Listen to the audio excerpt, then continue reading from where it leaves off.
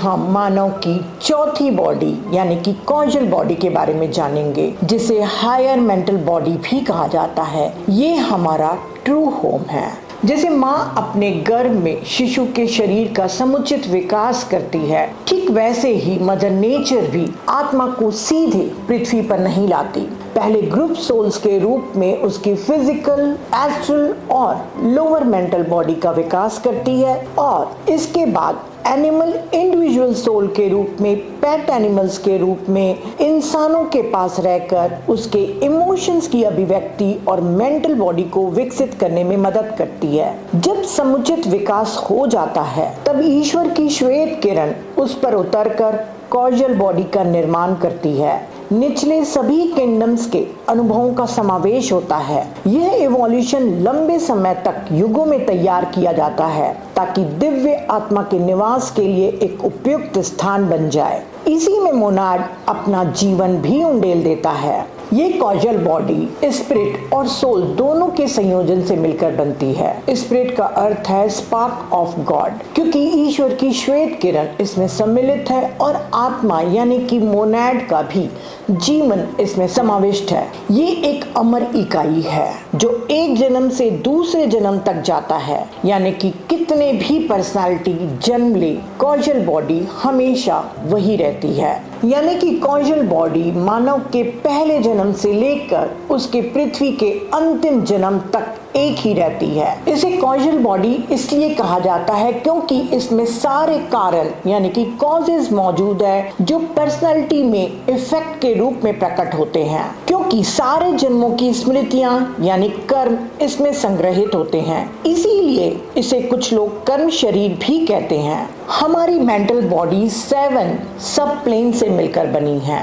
Last के 7th, 6th, 5th और 4th सब प्लेन लोअर मेंटल बॉडी यानी कि निचला मन बनाते हैं और सब प्लेन 3rd, 2nd और 1st हायर मेंटल बॉडी यानी कि कॉजल बॉडी बनाते हैं। निचला मन जहां कॉन्क्रीट थिंकिंग का कार्य करता है, वैसे ही कॉजल बॉडी यानी हायर मेंटल एब्स्ट्रैक्ट थिंकिंग का काम करती है। इसके 2 प्रमुख कार्य हैं। पहला, ये ईगो के लिए एक वाहन के रूप में कार्य करती है। ईगो का अर्थ है व्यक्तिकरण, जिसके द्वारा ही मानव कर्ता या भोक्ता के रूप में अनुभव करके विकास करता है। इसे स्पिरिचुअल ईगो भी कहते हैं। कॉजल बॉडी को थिंकर भी कहा जाता है। यहाँ पर ईगो का अर्थ है आईनेस। दूसरा, मनुष्य के विभिन्न जन्मों में उसके अनुभवों के सार के लिए स्टोर हाउस के रूप में कार्य करना। इसमें गुणों के सीड संग्रहित होते हैं और इसके विकास के अनुसार ही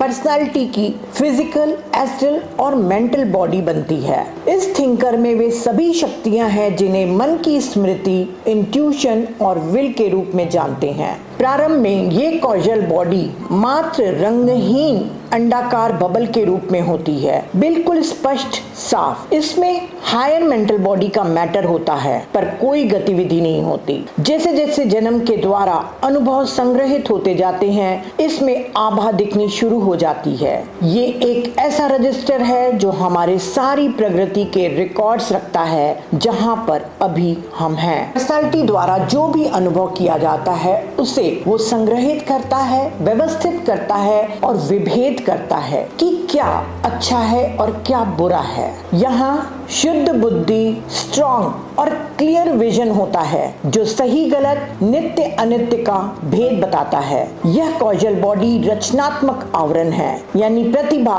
पर्सनालिटी के रूप में अभिव्यक्त की जाती है। कॉजल बॉडी डिवाइन है क्योंकि ये पॉजिटिव थिंकर है जो अपने जीवन की गुणवत्ता का उपयोग करती है और जो भीतर से चमकती है। जहाँ निचला मन बहिर्मुखी ऊर्जा, इच्छा है यानी कि डिजायर्स है, बाहरी वस्तुओं से आकर्षित होती है, जबकि आत्मा कॉजल बॉडी के रूप में काम करती हुई विल है जो विभेदन के द्वारा भीतर से शुरू होती है। यही विल और डिजायर्स में अंतर है, यानी कि जो भी हमारे बाहरी संसार के प्रति इच्छाएं होती हैं वो हमारे निचले मन से आती है और जो विल यानी कि इच्छा शक्ति होती है वो हमारी कॉजल बॉडी का गुण है। वर्तमान में अधिकांश लोग केवल चेतन मन से अधिक नहीं हैं। वे कॉजल बॉडी के थर्ड सबप्लेन से ही कार्य करते हैं। पर जब कोई व्यक्ति आध्यात्मिक यात्रा शुरू करता है तो सेकंड सबप्लेन यानी कि मेंटल बॉडी का सेकंड सबप्लेन खुल जाता है और जो सिद्ध निपुण व्यक्ति होते हैं वे पूरे कॉजल बॉडी का उपयोग कर पाते हैं। एक अविकसित मनुष्य की कॉजल बॉडी लगभग खाली रहती है, पर जैसे जैसे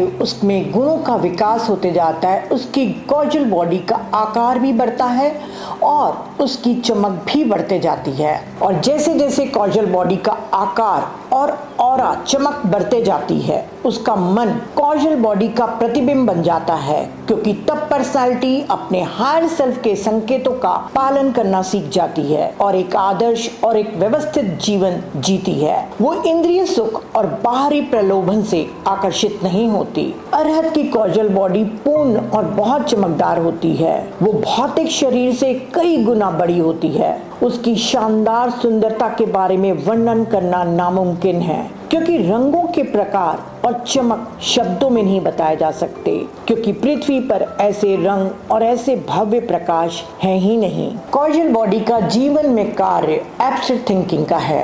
निचला मन जो भी डेली में कार्य करता है वो एब्स्ट्रैक्ट थिंकिंग के ही परिणाम का रूप है। कि हम जो भी कार्य करते हैं पहले वो कॉजल बॉडी के द्वारा बनते हैं और हम उसे कॉन्क्रीट थिंकिंग करके उस चीज को हम पूरा करते हैं। एब्स्ट्रैक्ट थॉट हमें ऐसे तो नहीं पता चलते, परंतु अगर कोई क्लियर पॉइंट देखे तो वो साफ देख सकता है कि वो वास्तविक हैं और वही एब्स्ट्रैक्ट थॉट हमारे निचले मन तक के आते हैं और उसे रूप और आकार देते हैं। तो एब्स्ट्रैक्ट थिंकिंग क्या है? मान लीजिए आपको किसी ने ट्रायंगल बनाने के लिए कहा, तो आपकी हायर मेंटल बॉडी ट्रायंगल की छवि सबसे पहले बनाएगी और जब ये एब्स्ट्रैक्ट थॉट निचले मन में आएंगे तब नोन फिगर्स के ट्रायंगल के रूप में उभरेंगे, जैसे right triangle, acute triangle, obtuse triangle, और आप उसे ड्रॉ कर देंगे। ये एब्स्ट्रैक्ट थॉट्स हमें इंट्यूशन के द्वारा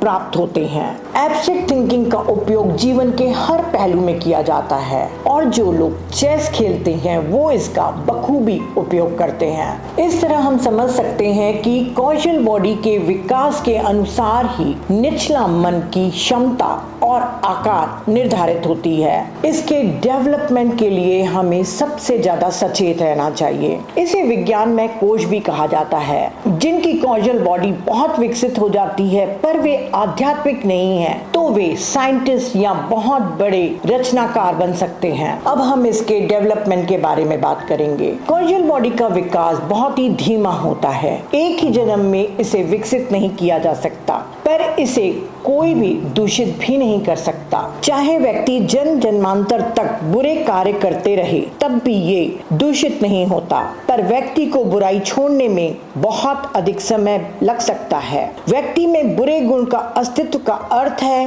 कि उसके कॉजल बॉडी में उसके विपरीत अच्छे गुण की कमी का होना। वह अच्छा गुण उसकी कॉजल बॉडी में है पर गतिविधि में अभी तक नहीं लाया गया है। जैसे झूठ बोलने की आदत कॉजल बॉडी में उस विशेष गुण की कमी के कारण होती है जो सत्यता आदि से मेल खाती है। यदि हम इस दृष्टिकोण से अपने फ्रेंड्स और आसपास के लोगों को देखेंगे और उन्हें बुरा और पापी न मानकर केवल उन्हें अपूर्ण रूप से विकसित मानेंगे। बुराई चाहे कॉजल बॉडी में जमा न होती हो, परंतु इसका प्रभाव इस पर जरूर पड़ता है। उसकी आभा कम होते चली जाती है। स्वार्थी लोगों की भी कॉजल बॉडी अपनी चमक खो देती है, पर अगर कोई व्यक्ति निस्वार्थ भाव से सोचता, बोलता और कार्य करता है तब उसकी चमक बढ़ जाती है। कोई भी गुण अगर कॉजल बॉडी में एक बार बुन ली जाती है तो वो कभी नष्ट नहीं होती, पर जन्म दर जन्म इसका और विकास करते जाना पड़ता है, क्योंकि कोई भी गुण एक ही जन्म में पूर्ण विकसित नहीं होता। इसीलिए कई जन्मों के परिणाम के द्वारा वो गुण इतना प्रभावशाली हो जाता है कि वो अगले जन्मों में पर्सनालिटी के द्वारा अभिव्यक्त किया जा सकता है। संक्षेप में कहें तो हर बुरी चीज ब्रह्मांड के नियमों के विपरीत है और वह अंततः नष्ट हो जाती है, और जो भी अच्छा है यूनिवर्सल लॉ के अनुरूप है, उसमें अमरता का बीज होता है। यह अच्छाई विकास की धारा का एक हिस्सा बन जाती है। अगर सभी अनुभवों को एक जाली में से गुजरने की कल्पना करें तो अच्छे अनुभव और कार्य गुजर जाएंगे और शूद्र और बुरे कार्य पत्थरों के भांति जाली में ही लटक कर रह जाएंगे। तो आप लोगों को लगेगा कि यदि कॉजल बॉडी में बुरे कर्म नहीं जमा होते तो हमें बुरे कर्मों का फल क्यों भोगना पड़ता है। तो जितने भी हमारे बुरे कर्म होते हैं वो हमारे फिजिकल, एस्ट्रल और मेंटल यूनिट के परमानेंट एटम्स के रूप में जमा हो जाते हैं, और जब अगला जन्म लिया जाता है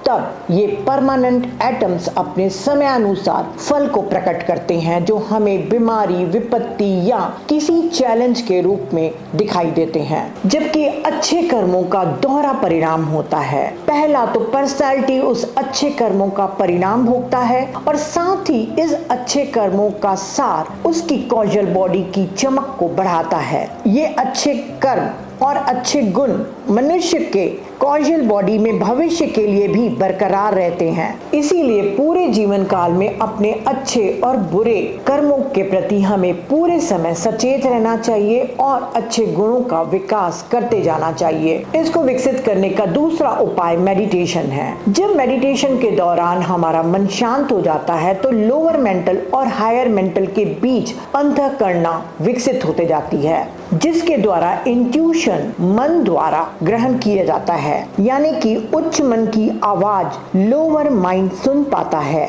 कॉजल बॉडी की वाइब्रेशन प्रतिभा और क्रिएटिविटी को भी बढ़ा सकती है। तीसरा है निस्वार्थ सेवा। जितना व्यक्ति स्वार्थी विचारों से खाली होता चला जाएगा, वह अपने हायर सेल्फ से उतनी ही ऊर्जा और मार्गदर्शन ग्रहण करता जाएगा। Physical man is the instrument, the ego the performing artist. क्योंकि सेवा के द्वारा फिजिकल, एस्ट्रल और मेंटल बॉडी का प्यूरिफिकेशन होते जाता है और वो विकसित होते चले जाते हैं। तो जितने ये तीनों लोअर बॉडीज विकसित होते चली जाएंगी, कॉजल बॉडी भी उतनी ही विकसित होती चली जाएगी। जब पर्सनालिटी अपना चक्र देवाचन में जाकर कंप्लीट करती है, तब विलुप्त होने के पूर्व वो अपने पूरे अनुभव का सार अपनी कॉजल बॉडी को सौंप देती है, ताकि अगले जन्म का आधार रखा जा सके और जो भी अधूरे पार्ट रह गए हैं उसे पूरा किया जा सके। तो फ्रेंड्स, हमारा काम अपनी फिजिकल, एस्ट्रल और मेंटल बॉडी को ही